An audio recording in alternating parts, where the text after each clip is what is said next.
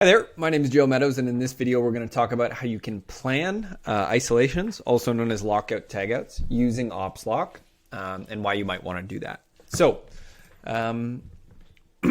again, if you're watching this video, I assume you're already familiar with why you might want to isolate an energy source and the circumstances in which you would want to do that. That being said, those of us who are familiar with isolations understand that many times if we're isolating a piece of equipment or a system, multiple locks are going to be required to isolate that equipment effectively. Excuse me. And to do that, often we rely on expertise and various other things in order to make sure that the people installing these locks are doing so correctly. That being said, in speaking to people, we understood that there was some desire to come up with a way to manage these things so that we had a little bit more assurance that people who might not have isolated a piece of equipment that often in the past, or people who aren't super comfortable doing this, have clearer guidance of how to properly isolate pieces of equipment. And furthermore, that people who are responsible for those activities and overseeing them have a little bit more peace of mind that this stuff is being done correctly. So with all that in mind, that's why we built our isolation plans feature. So let me run you through kind of how that works. If you have, a piece of equipment that's going to require multiple isolations, what we would ask that you do is you come here to your company page and you scroll down to isolations. Here, we're able to see on this isolations list all the active isolations in our company, what's going on as far as isolations. But you can see up here in the top right-hand side, this button that says plans. So if you're interested in learning how to actually log an isolation as you're doing it, there's a separate video for that you can check out. But again, we're going to be talking about this planning feature right now. So here in isolation plans, we can see a list of all the plans that have been created in the system, and they're sorted by date. For these various plans, again, there's a bunch of them in here. And let me run you through how we could create a new one. So here, we're able to give our isolation plan a name. So this could be everything from a specific piece of equipment to a system name. You simply want to give it a name that's going to identify this isolation so that when other people are looking at it, they understand what they're looking at. So let's say emergency generator 1 is the name of the isolation plan, and that's going to be a name where let's even say that people are going to understand. Worksite. So here in worksite, we're choosing which location in the company is this isolation plan relevant for. So if depending on your permissions, you may only see the worksite where you currently work. Or again, if you're an administrator, you have access to multiple sites, you're going to have that option to make that selection. Now, safety information. We're actually in the process of removing this, so I'm going to skip that in this part. You probably won't see that when you're actually doing this. Let's talk a little bit about this isolation plan itself.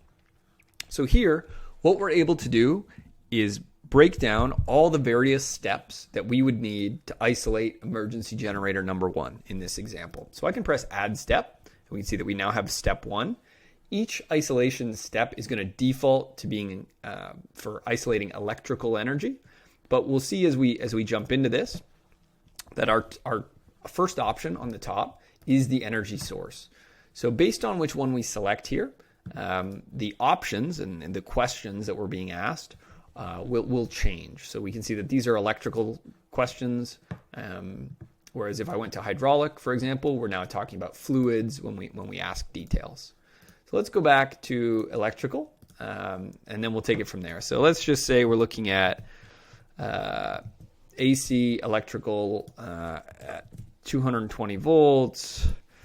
I don't know, 40 amps. That's probably wrong. Some electrician realizes that I'm not the expert here. The location. So the reason that we ask location here, even though we ask you the worksite location, is that we understand that in many cases the various points that you're isolating for a system might be in a separate location than the equipment itself. So here you're able to drill down on where specifically are we going to be locking this out. So I'm just going to choose the top level, but you can drill down and try and get that as specific as you like. Lockout identifier. This field is optional, but basically what it allows you to identify is many companies have a label at each isolation point. And that helps people who are installing those isolations to know for sure that they're at the right location. So if that's the case and you have a alphanumeric label or something like that at the location, you can enter that here so that people have that information. Now, you have the ability to enter additional information that is going to help someone who's installing this isolation to do so correctly. If any of this information, and this is true for every type of isolation step, if any of this information isn't relevant or you don't have the information, you can skip this. None of these fields are required, but we do feel like we've set up something pretty solid here that's going to really make a great thing to get things started. So with that said, let me go through the rest of our options here. Our next three questions are, what do you need to do to make sure that this equipment is safe for isolation? So a good example of what you might have here is how to turn off the equipment. You don't want to be just cutting off the energy source while the equipment's running or things like that. You want to make sure it's turned off and safe to isolate before you start. To isolate it, you might say install breaker lock and padlock as per lockout tagout procedure. So, to actually isolate it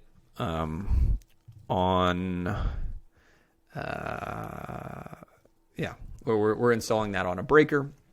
And then to verify that our installation is complete, we always want to make sure that we've done this isolation correctly before we proceed. Press on button to ensure no start. So there's a quick example. You turn it off, you install your lock, you try and turn it on and make sure it doesn't start. And if we want to add what we refer to as reference pictures, that can be really, really powerful. So here we do have that ability to add, files. This could be actually an example. So let me save this and we'll add this as a reference picture. Okay. So what this is going to do is it's going to show anyone who's following this plan specifically what they're looking for when they install this isolation. So it's a great way. You can upload P&ID, schematic drawings here if that's relevant. You can have multiple reference photos that'll be available as a slideshow when somebody's going through this plan. So really, really powerful. An additional option you have here is the ability to require a verification picture. So if you turn this toggle on, what it's going to do is that if anybody's following this plan, it's going to ask them to take a photo of the lock as they install it. That creates a great safety feature for folks where you can, especially if you provided reference photos that show people what it should look like. When you have that verification where they install the lock, they take a photo, and then anyone throughout the company can clearly see that it was installed as per the instructions. It's a great feature. Then again, we do understand that in some circumstances that's not appropriate or mobile devices aren't available, in which case you can turn it off. So that's kind of it. That's how you create a step.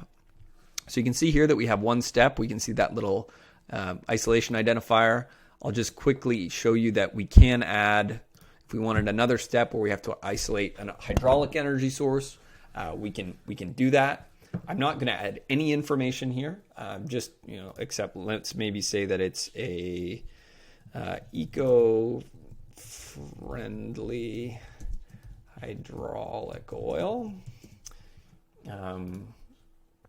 And you can see that we were able to say that there's a hydraulic step here, but maybe we don't have all the information to fill that out, and it's not going to require us to do so. I'm just going to make this more specific so we can keep me honest here. So you can see here, now I'm going to save this isolation plan. You can see here that we now have emergency generator for video test is now an active isolation plan at the nuclear power plant. So that's kind of how that works. Now we have a planned isolation. So what this means in practice is that if somebody's going to do a task and they're doing emergency generator maintenance, and we'll make sure that this is in the right location. Just nuclear power plant. Okay. So now what we're able to do is come in as we do our risk assessment. Let me just quickly choose a couple dummy options here. We can see that when we go to our isolations list, we can see all of our active isolation plans. And so if I needed to isolate my emergency generator, this is an example I use, and that's why I changed the title. You can see that emergency generator for video test is an option for the task. And now when the employee goes ahead and goes to complete their task, they'll see this. And again, this is also the case on the mobile device. They can start the isolation. It's going to say, you're about to start this. If you don't know how to isolate this equipment, please stop and contact your supervisor. And they can now go through this. It's going to show them, oh, here's our reference photo. Great. Here's all the steps that we've added. And I'm going to say done. So I'm not requiring a verification photo here. So when I press done, I'm indicating that I've completed this step. Now it's showing me the information for my hydraulic one. Again, I didn't enter any information, so you can see how much more simple this is and why you might want to add more of those details. Now I press done, and now we can see that isolation is in place. I can click on that. I can see the isolation history, so I can see all of those steps and when they were completed. And that's kind of how you're able to log the record of the isolation. Again, all this stuff obviously has to happen in the physical world. We're just here to make sure that your records are really tight and that we're making the kind of communication of this stuff as easy as possible. One of the other things to note, so let's go back here to this task, and I'm just going to go back into my risk assessment, and I'm going to go into my controls and show you one other way that you're able to kind of create an isolation plan, as it were. So if I'm doing a task, sorry, my dog's messing around over there. So if I'm doing a task and I search for a coffee maker isolate, and I realize there's no plan created already for the coffee maker, that's not an issue for us. And I'll reiterate this in the isolations video, but I also want to cover it here. So you don't have to worry that you need to make isolation plans for every single piece of equipment. Because if this person comes through and they realize that no isolation plan exists for this and they need that to proceed with their work, they can actually create what we call an isolation plan on the fly. So they can save this.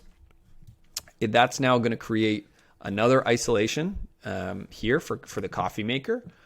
And now as they go to do that, see coffee maker, start isolation. What this allows the employee to do is actually create a record of each step they follow as they work through the process. So we added an electrical, we can add a hydraulic. It's giving me the ability to provide a proof of installation with a photo, but it's not required.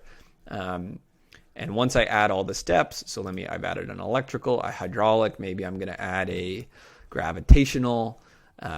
Whenever I have all those steps recorded, I can say that it's finished. It's now installed. So if I leave and go back to my task, you can see that coffee maker is marked as isolated. And what this does, again, is it means that we're never going to be a blocker for you. If you don't have all these plans in place, we understand it's a lot of work and we don't want to get in your way. But what this creates is a great opportunity for people to kind of be creating some templates that you can always flesh out in the future. So now if I go into my isolations, I can see that these two that we've just installed are currently active. And if I go into plans, you can see that one that we created on the fly is also here on our list. And what we can actually do now is come in and edit that. So because the employee didn't add any information, but they've just recorded the steps, we can now come behind them, flesh out all the details, and then you're going to have something that's really robust and really powerful. So just something to think about. That is how you plan isolations with Opslock. Hopefully this was helpful, not too long-winded. If you have any questions, please feel free to reach out to us, and I hope you have a great day. Thanks.